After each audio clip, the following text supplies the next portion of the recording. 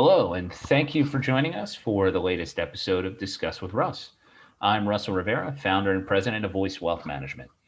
This is episode 25, and my guest today is Beth Rowan of Evergreen Ally. Our topic is preparing for and recovering from disasters. For those of you tuning in for the first time, the Discuss with Russ series is focused on helping you get through the crisis and start thinking about all the other aspects of life that can have large effects on your financial situation. We want to help you take advantage of opportunities, manage risks, and avoid pitfalls so you are most likely to succeed. Voice Wealth Management primarily works with entrepreneurs, young professionals, and their families to help them get the most out of their money. While I'm a chartered financial analyst and certified financial planner, many also see me as their personal CFO and financial therapist, recognizing the psychological power of money in addition to using short term and long term planning to help you get the most out of every dollar you earn and use. Now to our guest, Beth Rowan. Beth's career started in the luxury and apparel sectors before a family tragedy led her to take on a new challenge for her career and business. Rather than telling that story for her, I'll let her do it. So with that, Beth, welcome to the program. Thank you, Russ. Thanks for having me. I'm very happy to be here. Good to have you. So to start us off, we've alluded to a family tragedy which led you to pivot in your life and career. Well, I know we've linked a story to a story about that in the description of the video. Tell us what happened to cause you to change careers.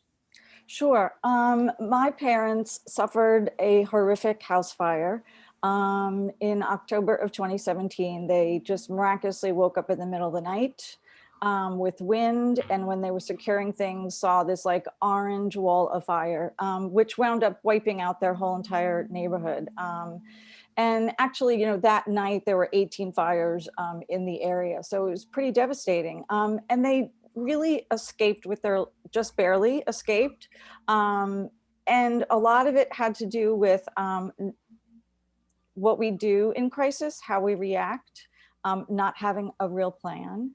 And when I went to go help them, just as a daughter would, of course, help your parents going through something so horrific, is I actually saw so many things that made me think and kind of take it outside just their particular situation. So tell us about the story of the recovery. There was this house fire. I don't want to take too much away, but basically you said, your mother evacuated immediately. Your father tried to keep the house keep what he could, and then obviously realized he was overrun. So what happened next, right? What happened next? Yeah. So they escaped and went to my uncle's house. But again, this was like over hours. And, I think we all think about emergencies, and the most important thing is physical safety, right? Is surviving. So a lot of information is out there about how to survive something. And so that's, again, the most important thing. But once you survive it, it's not like bye-bye, everything's fine, right? You don't just like go back. And so here they were, they had nothing but what they had, literally grabbed in their arms, and the dog. And so it was their shock, their emotion. And then there was all this reality of what you actually have to do to like find a home and find clothes and your ID.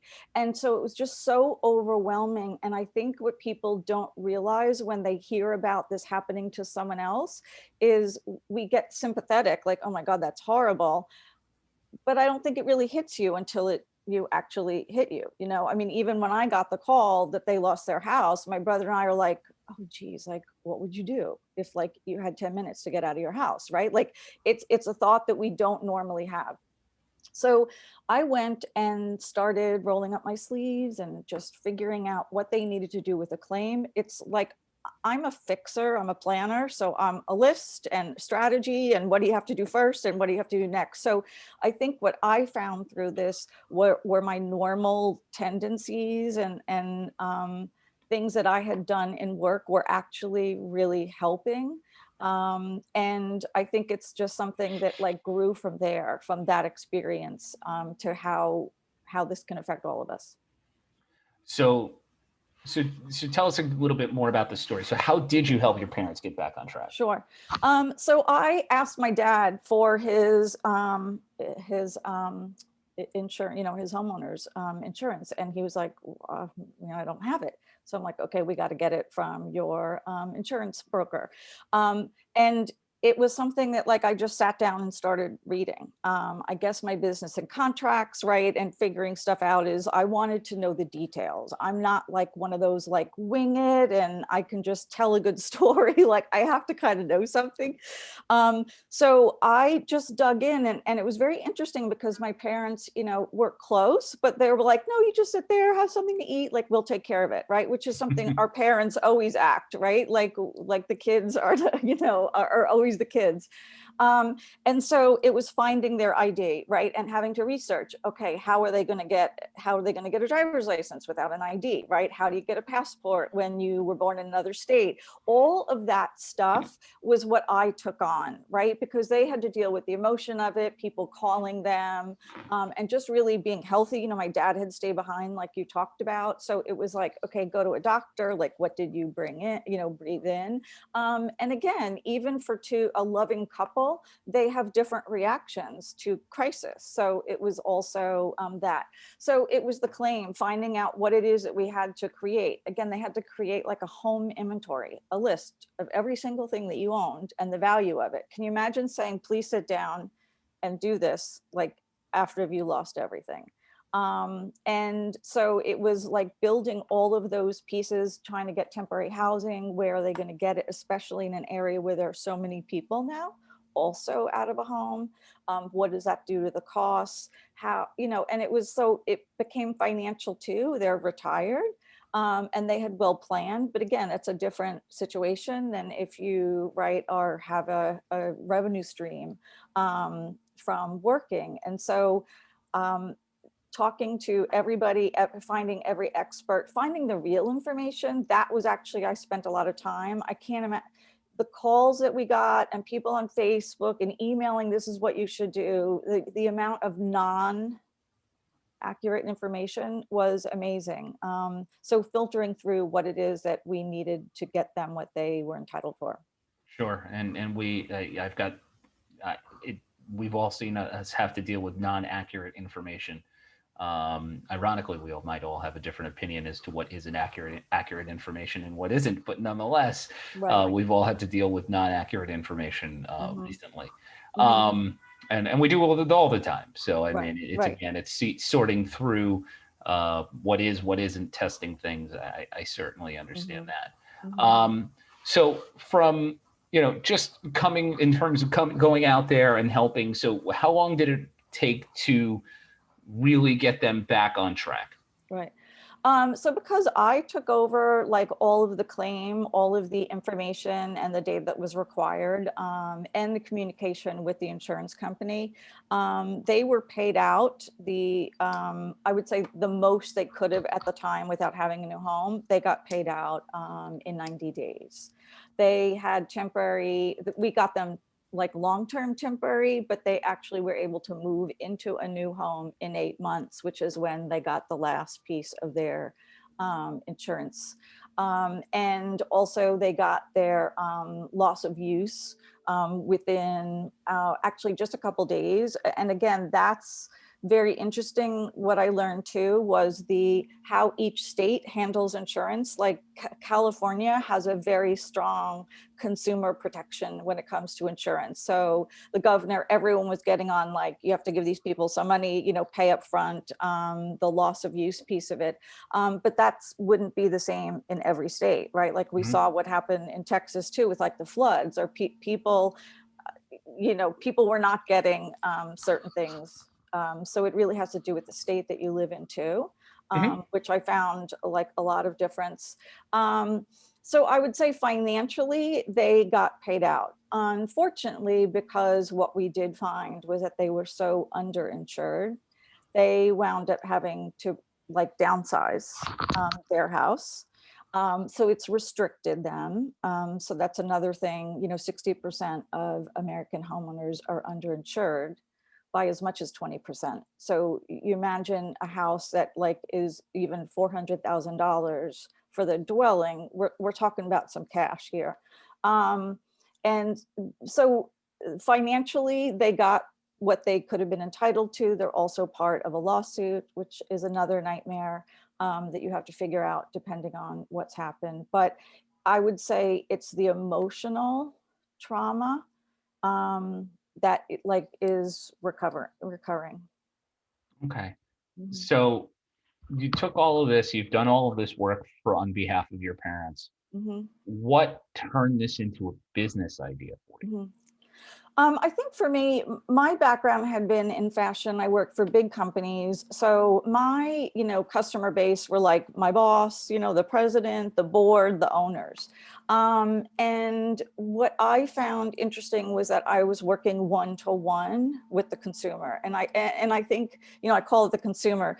When I saw what I was doing was affecting them in a positive way. I think that's what was dawning on me, that like, wow, this is good. And it wasn't just like that, like I'm the daughter and helping out your parents, is that I was doing tasks that they couldn't have done for themselves, or they couldn't have done at the same like rate, right, and the same level. So I went back and I really researched, about, the national disasters and how, we have like 20 to 25 over $1 billion national disasters a year, right? And every year, because the year of their fires, that was the worst. And then every year afterwards, it's the worst year. But it's flooding, it's just accidents. So it's not just national disasters, it's any kind of accident. I was researching insurance, about insurance carriers and what's happening to them and how they're making it more difficult, right? And more costly to actually get covered. And the interesting part of it too, is the psychological and emotional side of it, is that even with all of this in our face all the time, people aren't doing anything about it. So, no one's doing what I'm doing. I consult with clients and I'm their advocate and I take on that project for them. Why not? It's because it's not a $1 billion business, right? Amazon isn't going to come in and do this, but it's helping each person, like their resilience and getting back up.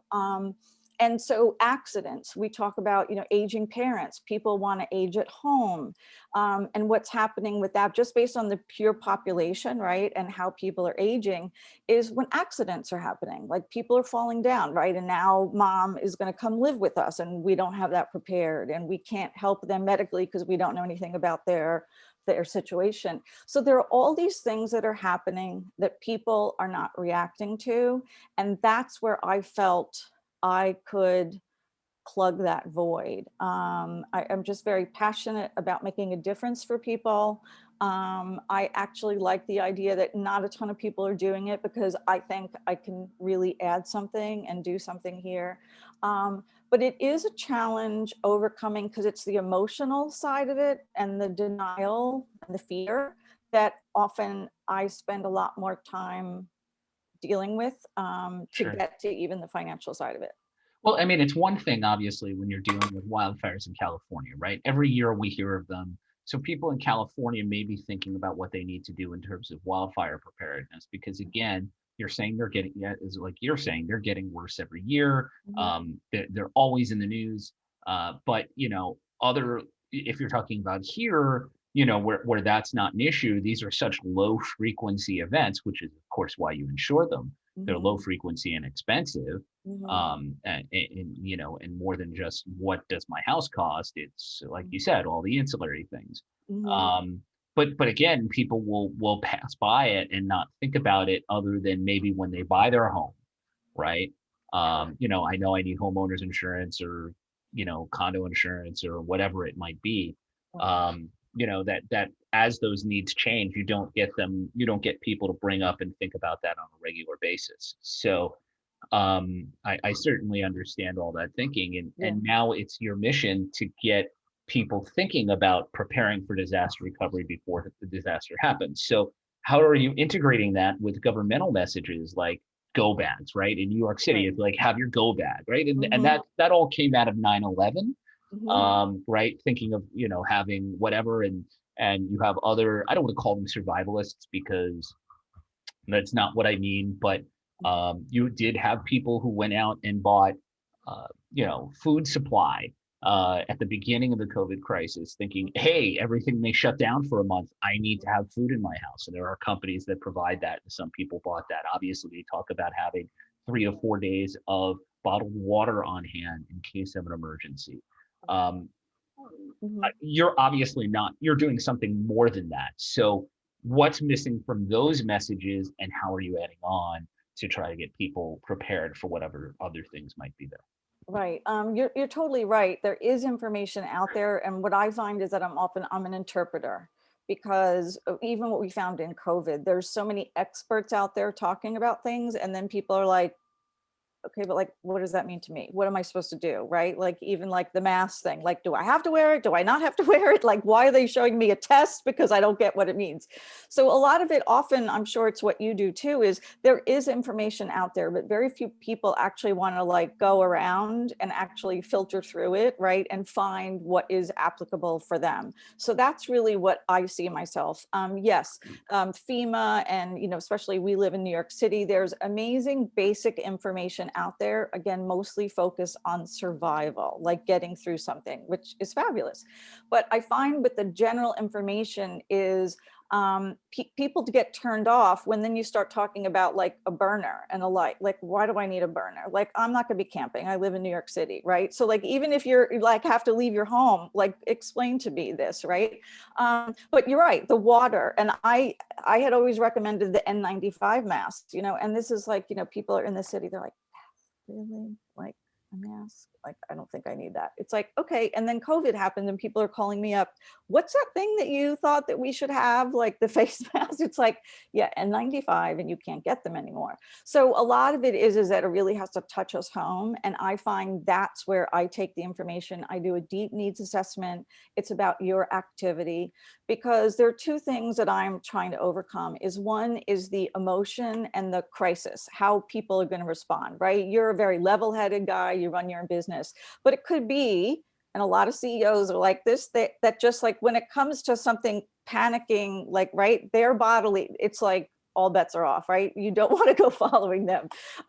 So it's helping people ahead of time have a plan so that the body can automatically, the brain goes into, okay, this is what I have to do, right? Think about it when we were in school and we were taught like, like the fire drills and stuff like that. It was because at the end of the day, they didn't want kids running around screaming and panic.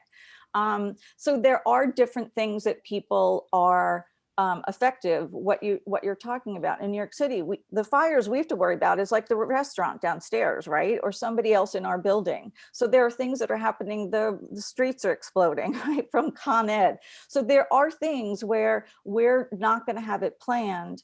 And what I'm bringing by doing their needs assessment is to make their recovery and what's important to them on the top of their list, right? So similar to you is, okay, just someone saying I have a lot of money, right? But like, what do you want to use that money for, right? That's going to make you provide a different plan for them. And it's same thing for me. If this is a family with kids and there's someone with special needs, okay, well, that's going to be a different situation than someone who lives on their own, right? And can like grab a backpack or go. People with pets often don't think about what's happening to the pets, right? And we hear those horrible stories. And so I'm bringing that information by saying, okay, this is what's important to you. This is the goal. This is how quickly we want to get you back up and running to your household. So I really often talk about it as a household continuity plan, because people are very used to hearing that in businesses since 9/11 and Sandy, right? When everyone had all their IT in the basement, and now they know not to do that. But for the household, it's the same thing. And I find through COVID now, most people are working from home. So this adds a complexity in that businesses now have to realize that a lot of their business is being done in someone's personal home, right? So that's important for everyone to feel safe and know what to do. And the other thing is, just from a business sense, is that you do have more at risk because you have different priorities. And so the managing the crisis and the emotion, and then what is important to people, how to get back up and running, is the part that I find that these general information doesn't really talk about. Fair enough. So, you know, we talked a little bit about the financial end, right? You talked about, let's say, Texas before, and the inability, at least in that state, and I'm sure there are others as well, to um, to get an immediate payout for whatever reason, right? Mhm, Whereas mhm, other states are a little bit more consumer friendly and mhm, forced insurers to pay out sooner before their claims were fully adjudicated and adjusted and all of mhm, that. From my perspective, that's an argument for people to have enough of an emergency fund to deal, 6 months of cash, 6 months of mhm. expenses in cash, so they can be prepared to deal with that. Um, Exactly. so maybe that makes it, if I had a client in Florida or Texas specifically, because we've mentioned some of those states, Mhm. maybe they should have a higher cushion than they would, um, for the exact same situation in a state like New York or California. Right. But that being said, what is kind of the risk that people, what is the financial risk from not being prepared in advance Mhm. of an event happening, whether it's, earthquake, fire, Right. hurricane, whatever that Right. might be. Accident. Sure. So there's quite a few. So one is I do talk about the homeowners insurance and looking at it. And I know that's torture for people. So you can get a broker to review it. But I really recommend that each person, only 41% of the country don't really know what they're covered for.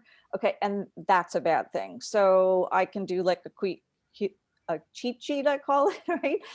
Like a Cliff Notes, showing my age, as far as what you're covered for and what not. And that really needs to get examined often.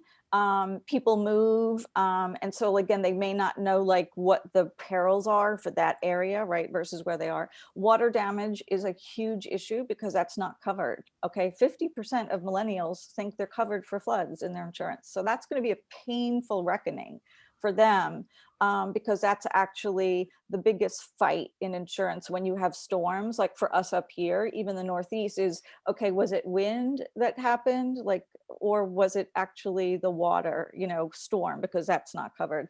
And we have freezes, right? So again, that's a different coverage. So we're talking about huge financial as far as what's in your insurance. Renters, a lot of renters in the United States don't have insurance. Right. And so I always talk about that loss of use. Is that, okay, if you're now out of your apartment because they're going to renovate, right, and they have to rebuild, you're on your own. So hotel, wherever you're staying, that's on your dime.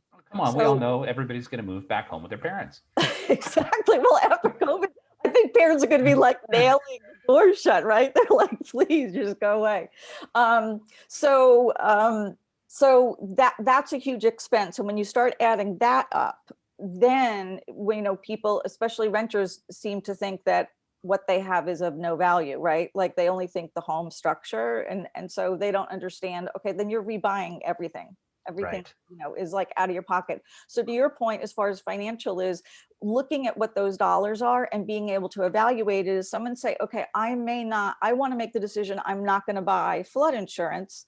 Then that would be a great candidate to say, okay, based on, 50, the average, flooding is like $11,000. We need to make sure that you have X amount in that fund. Exactly. So you don't have to go into retirement fund or your kids, college fund. And so that's where I think where we add value as advisors is it's bringing people different options and letting them make the decision in a calm situation. Afterwards, it's done, right? So afterwards, after something happens to your home, is not the time to negotiate like your insurance. It's like very black and white. The painful part for a lot of people is the insurance companies. It's a business. Like they're very sympathetic as humans, but this is what it says, this is what you're covered for and not covered for. So a lot of it is looking at that. The same thing about health. People like don't have a healthcare proxy. I hope that is something that COVID has really driven home to people, in that something happens to someone and they can't make decisions and nobody knows what you wanted, and so you're kind of stuck. Wills, same thing. Less than 30% of adults in America have their wills and their healthcare proxies and all those vital documentations, which is really frightening, right, for the family. So from a cost perspective is someone may think, okay, I just don't want to think about it. Nobody wants to think about our death and our passing. But the reality, what they're doing is they're dumping this on their family. So from an expense, from having to go through and dig out all this documentation and find out, but it's also, so if you were expecting to leave something to somebody, now it's costing more because you didn't have like the proper documentation, right? So you're paying for lawyers to do that.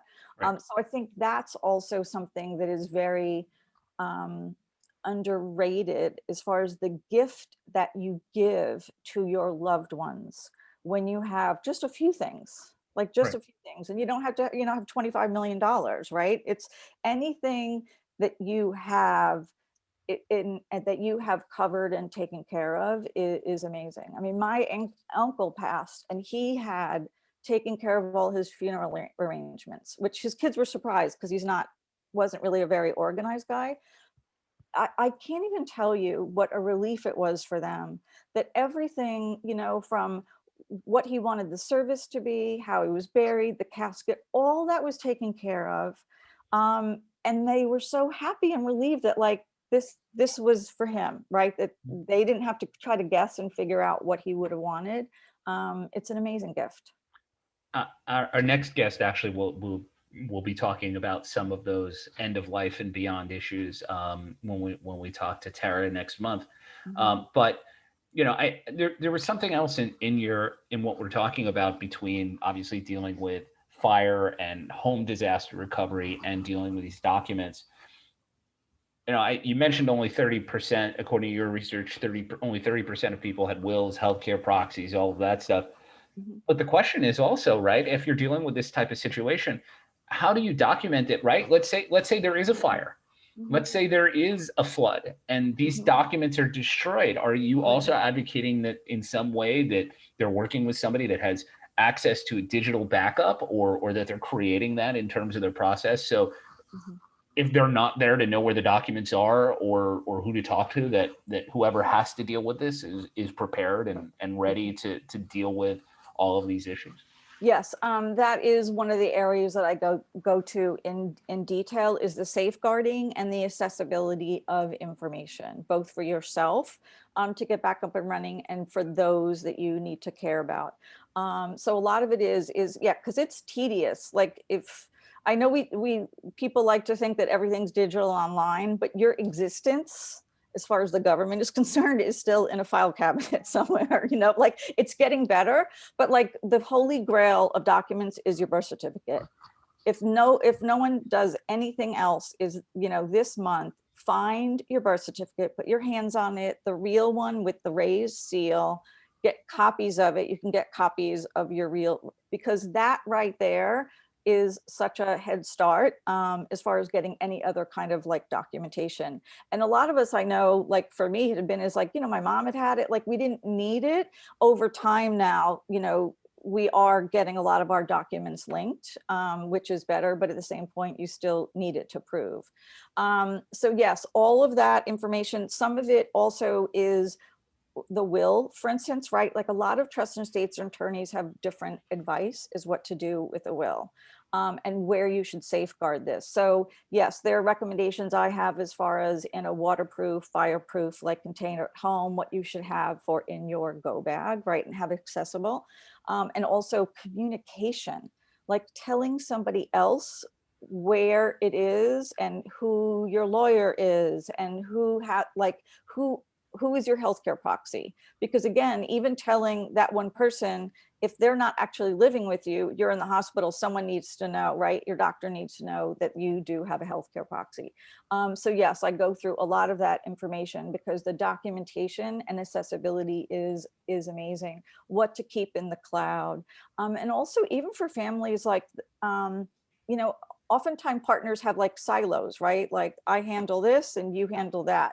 That also needs to be communicated, because again, if one partner is doing all the bills and has all now the passcodes, right, and the email online, like, okay, who's paying the bills now if something happens to them, right? For even for a couple weeks in the hospital. So a lot of that communication, and with our parents. I mean, I am really an advocate for starting to have the conversation with our parents in a healthy way so that we can help them. Something happened to my dad as far as his health. And what I recall so much was that my stepmom like wanted to be at his bedside the whole entire time, right? But she was the only person that knew any of his medical information, any of his doctors. So anytime a doctor or a nurse or anyone, like we were trying to help, we still had to go back through her. So that's something also, is that as we start to really want to be more involved with our parents to help them, it's that they do have to share some information so that we can help them, right? And not just kind of sit by and be asking questions. Fair enough. Mhm. So how can people contact you? So thank you very much. They can email me at beth@evergreenally.com. Also, if they go to my website, there is a contact me, and it's evergreenally.com. I provide free consultations for people. So because a lot of times they're not clear where the areas, right, that are a concern for them and that they could benefit. I also do a big needs assessment so that people can understand my assessment of where they have the most risk and what areas that they can go through. Okay, very good. Mhm. And so thank you for your time, and I want to thank Beth Rowan for joining us today on Discuss with Russ.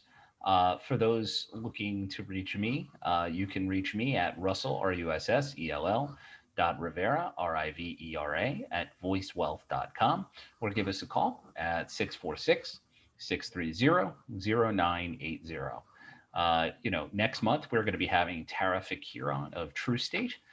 We hinted at her, teased her appearances earlier, and she's going to be talking about helping to make the estate settlement process a little bit easier, and what she's doing. As she's a great guest, as I've had one of my clients pass away, and we're just seeing the struggle that they're going through, try to get everything organized, even though everything was pretty organized before everything before the passing. So thank you again for watching, and we will see you next time. Thank you so much, Russell. Thank you, Beth. Appreciate it. Bye.